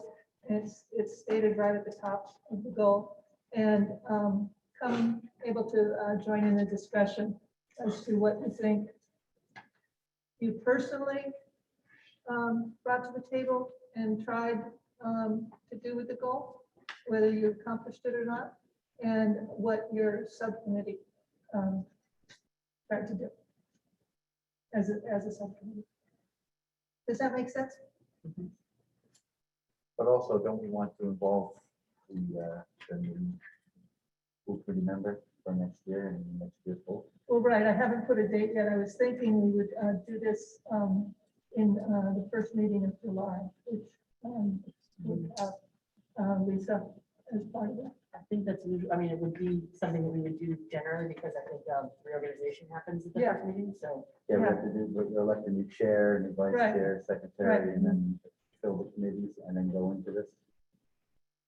We'll have to start our Yeah. goals anyway, right? I think it's a good tickler for everybody to just say, hey, listen, start thinking about the goals for next year. Let's Yeah. look at what we had set out for ourselves this year.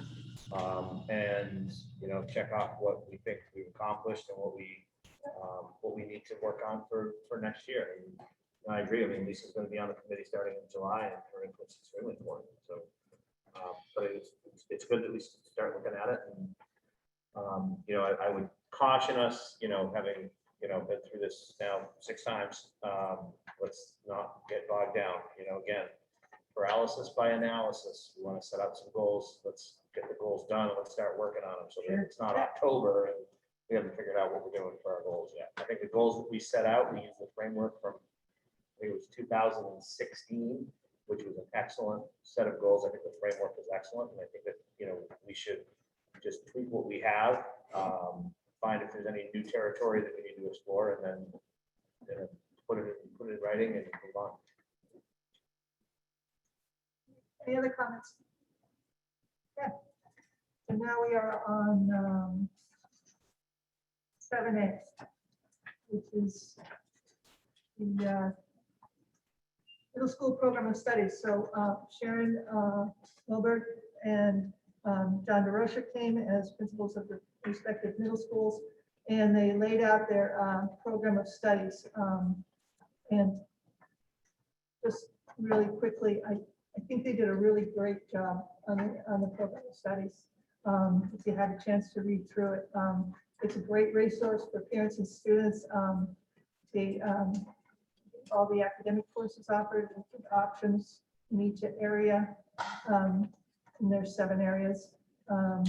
It explains the middle school approach to social emotional learning with a nice explanation of positive behavior support systems. I thought that was really good to have that in there.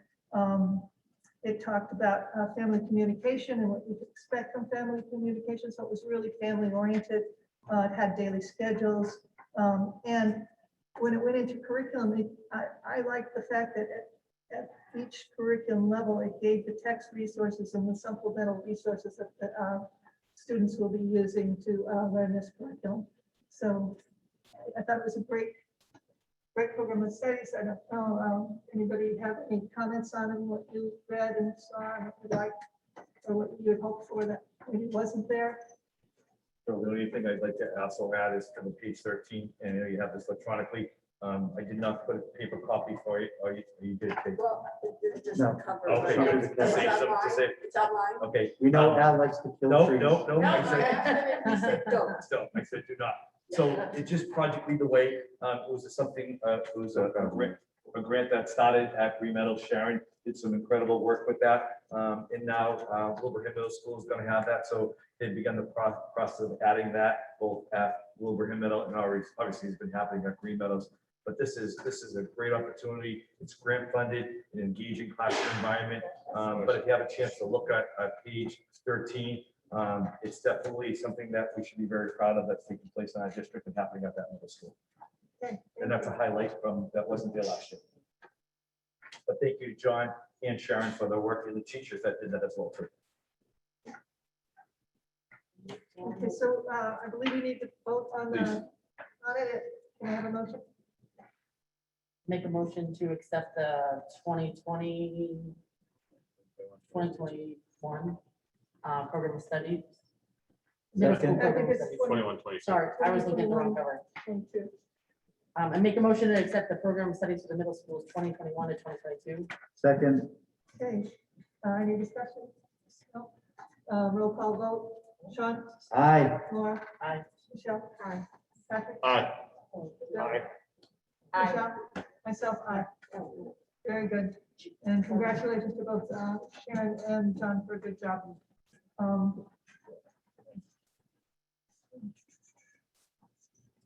So we're at policy subcommittee. So we haven't met yet. We were supposed to meet on the 17th, but we weren't sure that was going to occur. So whatever date people, because that would have been it would have been the 10th, but because we're meeting, we pushed it back to the 17th, but then we also have other committees meeting. So I'm flexible. 17th is my last day, so I can meet. So scheduled on the 18th, is that? Yeah, what the you're saying? 18th, I'm okay with that, or, but, Because I know that there's also, is there a curriculum subcommittee meeting next week? I think there is. okay. So I don't know if you, I mean, I know that you're on both, so I don't know if you want to try to meet before that meeting for policy and then. Well, the problem, the reason we separated is because policy takes a good hour and a half on its own. It just makes to do rules an incredibly long night. So that's why I mean, I could do next Wednesday, I have collaborative, but Tuesday, Yeah, that's fine. Well, Just take it in. I So that would could be also the- change the curriculum to a different day if we That would need. be She the might choose 15th. July 1st. Yeah. The 15th, No, whatever she can't works choose for you July. guys. That's what I'm joking. That's why I said June 18th. too. I didn't realize. So, you want to do it on the 15th? Yeah, we could do it Tuesday the 15th. Okay. Does 5:30 still work for everybody, or would you like a little later? No, that's 5:35. Okay, so 5:30 on the 15th, okay, Listen, we're gonna work you right up to the end, Michelle. that's okay. We just I'm have to alright close with out a that. couple of things that are still open. It's not. too Right, bad. right, there are things that we need to wrap up, Yeah. so, And do we have first and second readings today, Michelle? no, we do not. Okay. No, because we needed to go back and have a discussion Right. before, so we haven't had that discussion, so I'm sorry, no, there's nothing for you to look at. And are we still having a discussion now with the chief of police, the chiefs on any kind of, I don't know, search of lockers, search. It was over interrogation. It was over interrogation and having Yes, parents. right, it was more robust language, so we still have to need to discuss Thank you. that. So I think the last one we left it was we were going not invited to a full school committee, but one of the subcommittee meetings. So we haven't had one yet. So, Right. so now if you have a date now, that I will certainly invite you to come. Okay, thank you. So that would be the 15th. So are you having the curriculum on the 17th or not? I couldn't hear you, I'm sorry. Oh, are you having that meeting on the 17th for curriculum or not? The curriculum, yes. 17th curriculum, okay. What time curriculum? Just as a tickler, Patrick, I would just mention, I think at that meeting, one of the suggestions was to reach out to school committee council to have Mr. Sweeney sort of provide some guidance with regards to the language in that policy. The idea of having a school set up a policy that may put a student potentially in a disadvantageous state if they're being interrogated by police, well, questioned by police, and do not have a parent present. And where that fits into legality, my guess is that there would definitely be some concerns with regards to that. So I'd like to get his input on that, certainly. And I thought we had talked about that, right? Correct. So we were gonna come up with the verbiage and talk to Sean Sweeney about it. And so we'll try to do that before the next school committee meeting, depending on his schedule. And I'll invite the chiefs to 6:15. Join us. 6:15 at 5:30. 6:15. Yes, yeah. So we're leaving and they're coming in. Good. All right, anything else about that? Did you say what time curriculum on the 17th? 5:30? Okay, so we're moving on to the consent agenda. We have a motion. So move. Accept the consent Second. agenda. Okay, any discussion? No, because it's consent. Roll call vote. Sean? Aye. Maura? Aye. Michelle? Hi. Patrick? Aye. Bill? Aye. Michelle? Aye. Myself, aye. Okay. Future agenda items. One agenda item I want to talk about that was taken off the future agenda items because it's been moved to the purview of the administration and the principals is the after action report. I know that Al and I talked and Al's having meetings with the principals now and has started them. I'm not sure where you're at in the process, but they're doing their action report for what happened in their schools. Is that correct? Some of that's happening right now. Principals at the elementary level are sending out, I think even some of the things that Patrick was asking me for in terms of even some artifacts. They're sending surveys out to their elementary principals right now, elementary teachers right now, getting input on curriculum to help see those concerns they have. I know at the high school, he's done a survey, getting input from teachers about what went well, what didn't go so well. We're sort of doing a SWOT analysis of our district as a whole, both curriculum wise and other technology, all of that. So that's the work that our goal is. Principal is going to be working on that on 6/17, which is our professional learning day, and have an opportunity to work with their staff. And when and under what circumstances will that after action report come to us? Well, I think that's something we talked about, right? That'll be during the summer. Then we'll have principals come in and join us and have a conversation about what went well, what didn't go so well, and what are some of the things we're keeping in place that we learned from the pandemic. So we'll happen during the summer. I don't mean to put more work on people, but I would love it if it came written too, so we have it as a document of what happened in this last year and a half. That might take a little bit longer, but That is the result of an after action review. After action review. So for me, an after action review is to sit down in a round table and have a conversation. Everyone discuss, what do you think about this? I thought this was great. Well, I didn't think this worked great. How, why, and whatever. You have a discussion and you come to a consensus. These are the things that we thought we worked out that worked great. These are the things that we didn't work great. And these are things we want to continue with. These are things we want to never do again.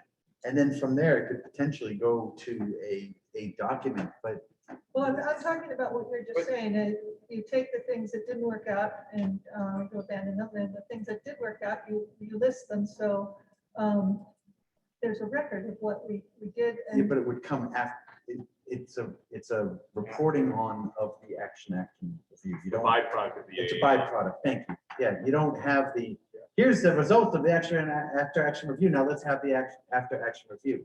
You see what I mean? It's well, a, I think what we're doing is, yeah, I understand what you're Ideally, that saying. would come- Ideally, that comes That would come from, back out within the goals, maybe, between us as a school committee and the district themselves of the things that maybe, if hypothetically, being able to do some remote learning worked out really well for certain areas, they can figure out how they can incorporate that. Maybe that falls under curriculum somehow. And then it can go to the curriculum subcommittee. We kind of have to see what pans out, right. but we can kind of take from that and even add that into our goals, or the administration can add to their goals. So I thought it was gonna be, and correct me if I'm Yeah, go mistaken, ahead. it was gonna be sort of like a workshop model. Principals are gonna come in, Yeah. you know, I don't want to add more work to them. This has Oh, been, yeah. excuse my language, a hell of a year, right? So I really want to be able to have That's one way people. to say it. What's that? Oh, I said that's one way to say it, Yeah, yes. I just want, yeah, no, I'm not trying to add more work. I'm going off what we talked about the other day when you said that the principals are already working on this. they are, So, yeah, and then, I didn't want to add more work, that they come in and work with us on it if they're already working in admin. so I want them to be able to come in and have a conversation with us, right? So Right. principals and all this coming in. So I think the only thing I'm asked question is shows the written piece of that. I think that's the part that might come afterwards, what everyone's saying. Yeah, so we're planning on doing that as part of like an overall workshop, correct? Yeah, like in July, right? Yes, Or like yes, August. yes. So, I mean, Yeah. you know, rather than putting people through the paces of doing an after action report, I mean, you have a recording of the meeting, which basically will give you the summary and synopsis of what we need to do. So by the end of that discussion, you'll be able to create a list, which will be a virtual, basically a virtual report. No, I don't think that we need to burden people with writing stuff. I think we need to, the important thing is to learn from what has happened in the last 15, 16 months. Create the bullet points off of that and then go from there. I think that one of the beauties of having recorded meetings is just that. You can go back and you can look at what happened during that meeting, look at the discussion.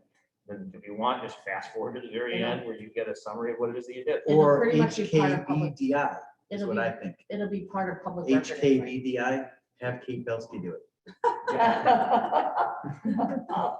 Are you still gonna be with us in? She'll be sitting on her back porch Yeah, enjoying I was just life. gonna say, What was that?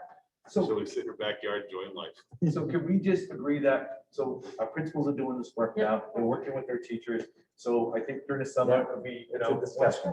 we'll have them in, we'll have conversations about them, so it's just free flowing, so it's not, you know, I think that's the way we want to do this. We gotta think about this, right? So even on June 17th, after it's all done and over, we gotta sit back and reflect on all this and really say, and that's some of the work we're gonna be doing in August, that our leadership can treat us also.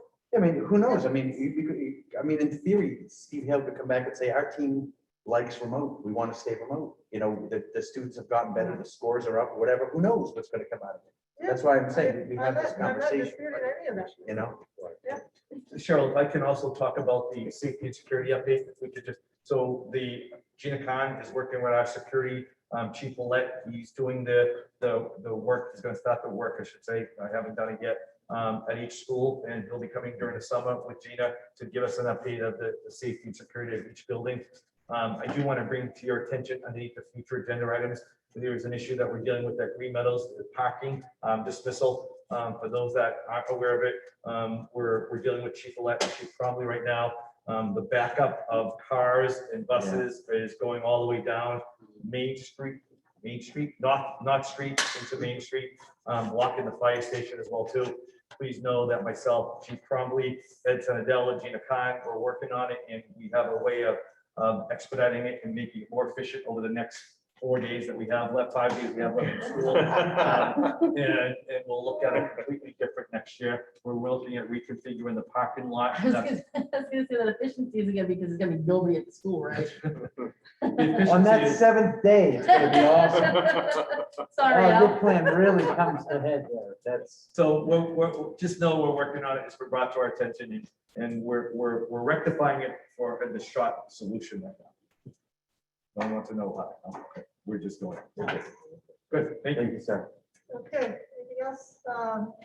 So we do have need of executive session, and we will come back to adjourn only from this session. Executive session pursuant to Mass General Law C 30A, Section 21A7, to comply with or act under the authority of any general or special law, specifically Mass General Law C 15, Section 8, Section 1B, Massachusetts Student Records Law, Massachusetts GLC 71, Section 34D, Massachusetts Student Records Regulations, 603 CMR 23 et sec, and Family Educational Rights and Privacy Act, FERPA 20 USC, Section 1232G, and 34 CFR Part 99, regarding student transfer requests, an executive session pursuant to Mass General Law C, Chapter 38, Section 21A3, to discuss strategy with respect to litigation, including the town of Hamden versus et al. Versus Hamden Wilbraham Regional School District et al.